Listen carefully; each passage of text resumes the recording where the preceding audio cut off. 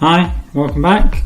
I'm Steve Hunt, Cold Beam Games, and this is another development video for Beat Hazard 2. I had a dose of man flu, so I've not been able to do a video for a while, so there's quite a lot been going on. Still a bit croaky. So since last time I've actually got a 4-game loop working, which I'm going to show you.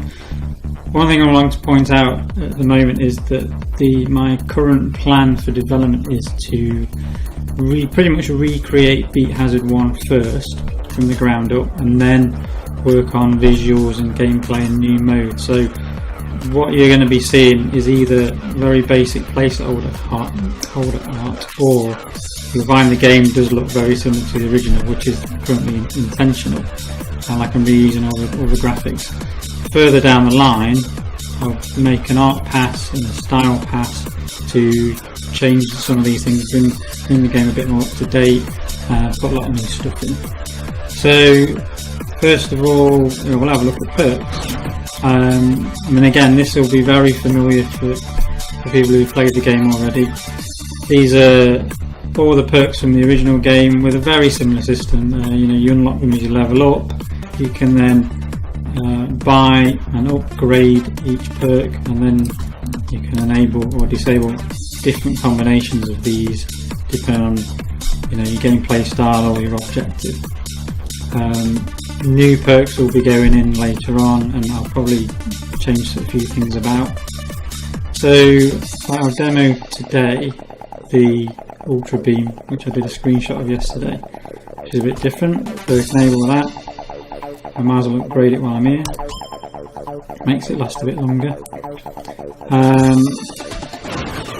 And here we go. So let me have a game. Let's do a new track. So you see now, look, it's a bit like Beat Hazard. You've got a HUD with a score, multipliers, lives, cash. These guys don't do anything. Look. So the new beam is a bit like this. Oops. Yeah, I'm backtracking something. Too busy looking at where start again. That's one of the other things I need to balance actually, is currently the order in which things are drawn is not quite right, and therefore you can lose sight of things. All this needs balancing. This is part of the way games get made. There'll be a lot of stuff in here that is not right, and it's just going to stay that way for the time being. There we go. It's the old beam wasn't particularly useful. Well, it was okay. It was okay. This is a bit better. It's a lot wider and a lot more powerful. So you don't. The old beam, you have to really aim at one thing and try and blast it. Now it's a bit more spray and pray. So you can see I've got all the old fighters, the basic fighters in from the original game, doing pretty much what they used to do. Pickups are in and working, multipliers. It's almost as the original game was actually. The base game anyway. I've actually got a new. There's one of the new perks is you can have cash spawn from the bottom and float on the screen if you're a bit skint and you need some money, get some extra money. So and one of the other things I've done with the perks this time around is with the original you'd always have super bombs and you'd always have 2 lives. What I've decided to do is actually make those perks. So at the very start of the game you still get 2 lives and you still get super bombs, but if you want to you can actually turn your lives off. See, I've got no lives here. So you can sacrifice your lives and your super bombs in favour of some other perks. I'm currently playing the game with only 1 life, so as soon as I die, that'll be it. In fact, just remembered something. One of the other things I'm toying with is your projectiles will have some sort of mass to them. So if you hit something, if you don't destroy it, you'll actually push it. Like you see it on these blue ships, you can see it. You sort of push them away. And obviously with ships that don't have a lot of health, it doesn't really make that much difference. But with the bigger ships, hopefully that pushing them around will become a bit more something you can use tactically. And I'm even thinking of when something big blows up like that, it'll actually destroy the smaller ships around it. So you can use the destruction of one ship to cause a bit of a cascade onto others. So again, putting a bit more interest in the game in terms of strategy and how you go about destroying things. Right, so I ate something, I'm dead, so I've only got one life. So this is the game loop now, obviously game over. Sad phase, because I didn't make it.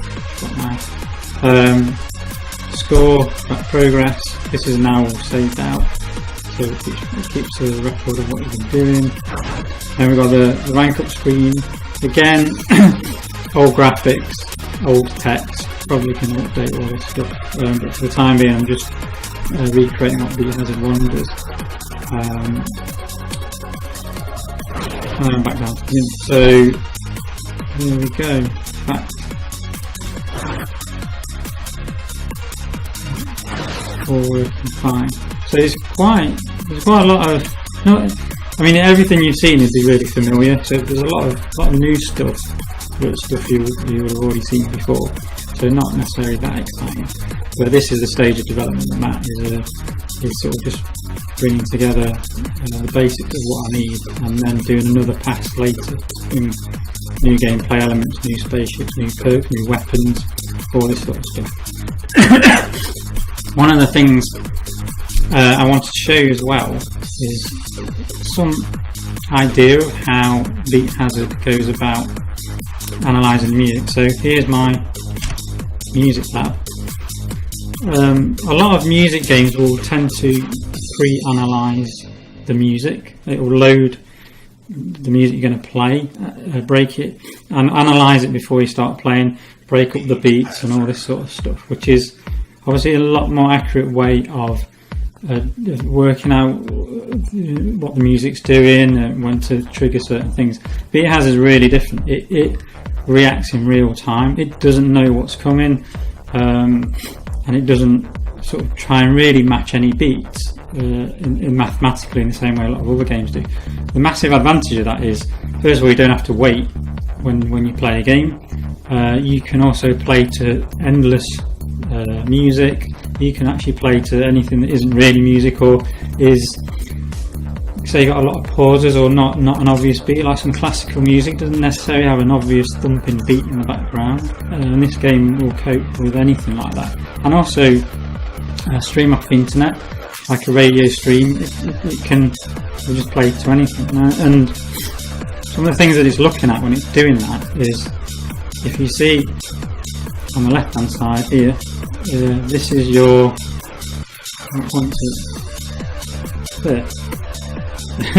That's the white one on the left is the actual sound wave. This is the wave that is equivalent to what's going in your ear, and that's what your ear is what you're listening to. There's a really clever mathematical technique called a fast Fourier transform, which will take that waveform, which is actually made up of lots of other bigger and smaller waves, and it breaks it down into its component frequencies. So on the right, this bar graph jumping up and down is telling you which frequencies that wave contains and how powerful those waves are, what the amplitude is. And that is mainly, the game uses both, but it mainly uses the frequency. It's called the frequency domain. It's the same as the graphic equalizer, or you've probably got one on your stereo. But that's what it is you're looking at, is a breakdown of different frequencies of that waveform. And then the one above it is some parts of the game will hack this spectrum into thirds, and it will mess around with the power a little bit to sum it up. And I actually raise it to power 4 to make sure that you get the right intensities. And then the game will take all this information, and different parts use it in different ways over different time spans, but essentially use it to control the ships, control the visuals, control everything about the game. So I'll have a look at fast Fourier transforms. I don't really understand the maths, but the actual output is really fascinating. There we go. And that's about it for this week, I think. I'll try and do these videos more often. Please like and share the video. Please subscribe. You can pre-order the game if you like. I'll put the details in the comments. Please give me some feedback on what sort of videos you'd like to see. I'm never quite sure how technical to make them, whether to go into the weeds about how certain things work or not. But just let me know what you think. And as I